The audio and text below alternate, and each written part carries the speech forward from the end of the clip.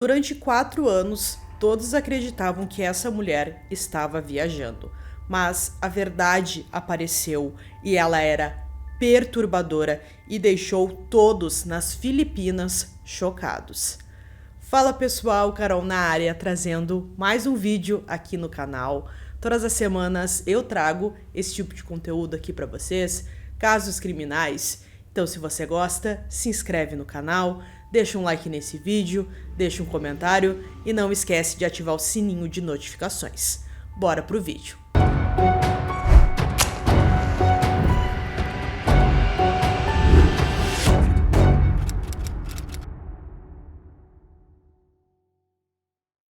Maria Evelyn Sayles morava no bairro tranquilo de Vila Luisa Homes, em Cavite, Filipinas. Em 2016, ela estava com 54 anos e já tinha passado por várias coisas em sua vida. Seu marido faleceu cedo e ela precisou criar sozinha seus 2 filhos, Joanna Mary e John Michael. Amigos e vizinhos conheciam Evelyn como uma mulher de determinação inabalável, alguém que trabalhava incansavelmente para proporcionar estabilidade à sua família. A dinâmica familiar era complexa. Michael era mais reservado e maduro, já Joanna era uma jovem rebelde. Ela se sentia atraída por festas, bebidas e pelo tipo de comportamento imprudente que mantinha sua mãe acordada à noite preocupada. A tensão entre os instintos protetores de Evelyn e o desejo de independência de Joanna criou grande conflito entre as duas. Quando Joanna engravidou, aos 16 anos, do namorado Ronald James Ruby, as coisas ficaram bem complicadas em casa. Para Evelyn, a gravidez da filha representou não apenas uma decepção pessoal, mas também um constrangimento público em sua comunidade unida. Mas, fiel à sua natureza, a raiva inicial de Evelyn deu lugar a um apoio. Ela ajudou a criar a criança, dando sustento financeiro e torcendo para que a maternidade pudesse amadurecer sua filha rebelde. Logo depois, Ronald, o namorado, mudou-se para a casa da família. Agora Michael já não morava mais com eles. O que deveria ter sido um momento de recomeços tornou-se complicado, com dificuldades financeiras e conflitos. A Evelyn precisava trabalhar para sustentar os 3, sua filha, o namorado dela e o bebê, e também ela viu que a Joanna não sabia cuidar de seu filho e ela precisou ali tomar a frente nesta questão também. O impacto emocional sobre Evelyn foi imenso. Após anos de sacrifício para criar os próprios filhos, ela agora enfrentava a perspectiva de recomeçar com um neto, ao mesmo tempo em que sustentava 2 adultos saudáveis que demonstravam pouca iniciativa ou gratidão. Várias vezes a Evelyn conversou com o Ronald e explicava que era importante ele conseguir um emprego para conseguir sustentar sua família, mas ele não estava nem aí. Ele não procurava o emprego, ele preferia apenas ficar em casa sendo sustentado pela sogra. Para Joanna, as críticas da mãe eram sufocantes. O que Evelyn via como orientação necessária, Joanna percebia como constantes reclamações e interferências. A jovem mãe queria liberdade para viver sua vida sem sermões sobre responsabilidade, enquanto Evelyn não conseguia entender como sua filha podia ser tão descuidada com o bem-estar do próprio filho. Essas tensões diárias criavam uma atmosfera de conflito crônico que acabaria por explodir em violência. Vizinhos ocasionalmente ouviam brigas vindo da casa da família. Amigos notaram que Evelyn parecia mais estressada e cansada do que o normal. Mas em uma cultura que valoriza a privacidade familiar e onde disputas domésticas são frequentemente consideradas questões privadas, ninguém perguntou o que estava acontecendo. O dia 20 de agosto de 2016 começou como um sábado comum na casa da família. Na parte da noite, Joanna abordou a mãe com um pedido inusitado. Contou a Evelyn que havia preparado uma surpresa para ela no porão da casa. Dado o relacionamento tenso entre elas, Evelyn estava curiosa e esperançosa de que talvez sua filha estivesse se esforçando para se reconciliar com a mãe. Confiante e sempre esperançosa de que as relações com Joanna melhorassem, Evelyn seguiu a filha escada abaixo, sem perceber que estava caindo em uma armadilha. Ronald esperava nas sombras, armado com um martelo que se tornou a principal arma do crime. O ataque foi rápido e violento. Enquanto Evelyn descia para o porão, Ronald a atingiu por trás com vários golpes na cabeça. O exame forense mais tarde revelou que esses golpes iniciais causaram fraturas cranianas graves, mas não foram imediatamente fatais. Evelyn desmaiou, mas ainda respirava. Em vez de pedir ajuda ou demonstrar remorso, Ronald instruiu Joanna a completar o assassinato sozinha. Ele lhe entregou uma faca e ordenou que ela terminasse o que eles haviam começado. Em um momento que assombraria os investigadores e a comunidade local por muitos anos, Joanna pegou a arma e esfaqueou a própria mãe várias vezes. O relatório da autópsia pintou um quadro sombrio dos últimos momentos de Evelyn. Ela foi ferida diversas vezes. O legista concluiu que o padrão e a gravidade dos ferimentos indicavam um crime passional, repleto de raiva e ódio. Após o assassinato, as ações do casal revelaram a natureza calculada do crime. Eles arrastaram o corpo sem vida de Evelyn para a cozinha, escada acima, onde já haviam se preparado para a fase de ocultação do cadáver. Atrás da casa havia uma fossa séptica, inacabada. Eles então abriram a fossa e jogaram o corpo lá dentro. Ronald então foi até uma ferragem próxima, onde comprou cimento, cascalho e areia. Mais tarde, os vizinhos se lembravam de tê-lo visto misturando cimento no quintal, sem suspeitar que estavam testemunhando a fase final de um assassinato. O casal então fechou a fossa e o corpo de Evelyn ficou embaixo do chão da cozinha. O maior erro deles foi não colocar ventilação adequada para os gases que se acumulavam no chão por causa do corpo em decomposição. Esse descuido faria com que o piso da cozinha rachasse repetidamente ao longo dos anos seguintes, obrigando Ronald a remendá-lo repetidas vezes. Depois de tudo feito, agora o casal precisava esconder as evidências. Por 4 anos, familiares e amigos conviveram com uma mentira, uma suposta viagem de Evelyn a Singapura. Mas não condizia com a mulher que conheciam e amavam, já que ela cortou relação com todos. Mas algumas suspeitas foram levantadas depois dessa suposta viagem. Desde o momento em que Joanna anunciou a partida da mãe, em 20 de agosto daquele ano, surgiram sinais de alerta para aqueles que conheciam Evelyn melhor. Amigos que haviam planejado encontrá-la para tomar um café foram informados de que ela havia partido para Singapura para esvaziar a cabeça após um desentendimento familiar. Embora essa explicação parecesse plausível à primeira vista, a forma como ela partiu pareceu completamente fora do comum. Algo que chamou muito a atenção era que a Evelyn, ela amava postar no Facebook. Suas postagens tinham muitos emojis, ela interagia muito com as pessoas ali, seus amigos, familiares. E logo depois desta suposta viagem, o comportamento dela no Facebook ficou muito estranho. Ela escrevia poucas frases, postava pouco e as pessoas próximas ali começaram a suspeitar que tinha alguma coisa muito errada. Mais preocupante era que ela sempre evitava ligação de vídeo ou áudio. Quando parentes queriam visitá-la, ela recusava constantemente, alegando estar ocupada, doente ou viajando para outras partes do país. Para uma mulher que sempre manteve laços familiares próximos e fazia a chamada de vídeo com os filhos regularmente, esse silêncio parecia ameaçador. Todas as tentativas de comunicação direta eram desviadas para mensagens de texto, e mesmo essas respostas pareciam estranhas. Michael, filho de Evelyn, tornou-se cada vez mais desconfiado à medida que os meses se transformavam em anos. A mulher que respondia às mensagens não parecia sua mãe.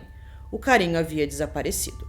Seu crescente desconforto era compartilhado por familiares e amigos próximos, que se viam inventando desculpas para o comportamento estranho de Evelyn, enquanto se perguntavam em particular o que realmente estava acontecendo. O ponto de ruptura veio em 2018, 2 anos após essa suposta viagem, quando Michael não pôde mais ignorar seus instintos. Ele registrou um boletim de ocorrência de desaparecimento junto às autoridades, mas suas preocupações foram inicialmente ignoradas. A polícia apresentou evidências de que pareciam corroborar com a história de Joanna.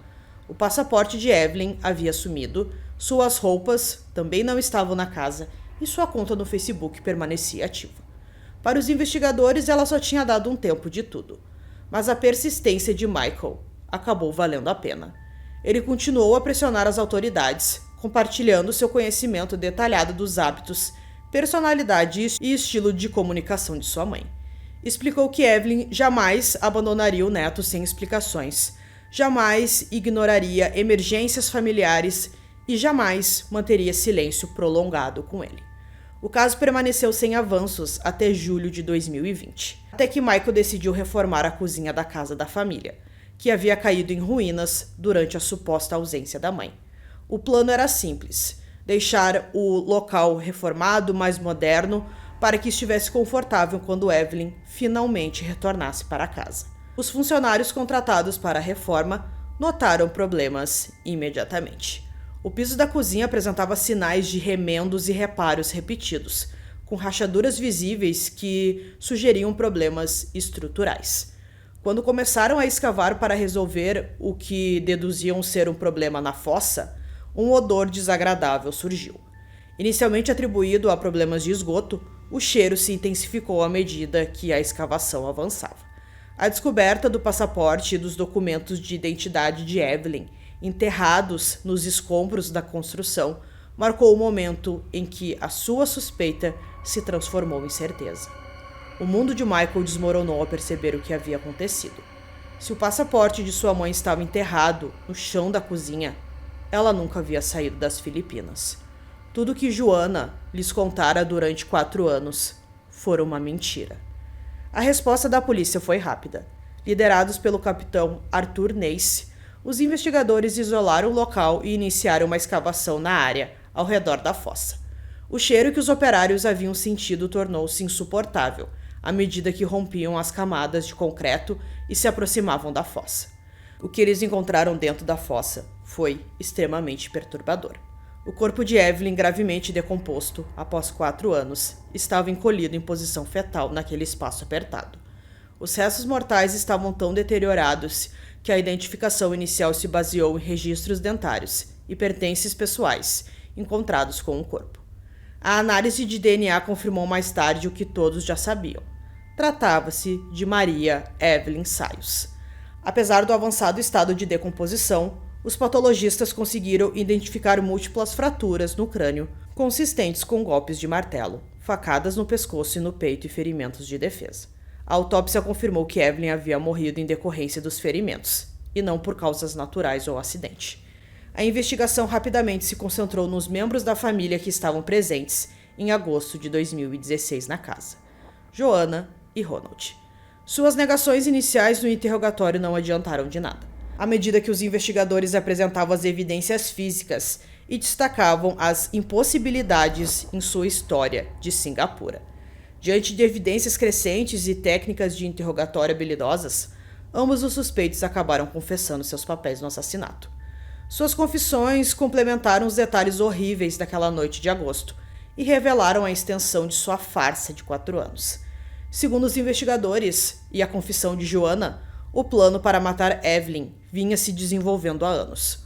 Ronald, cada vez mais ressentido com o desemprego e as constantes críticas de Evelyn, começou a encher a cabeça de Joanna de ressentimento contra a mãe.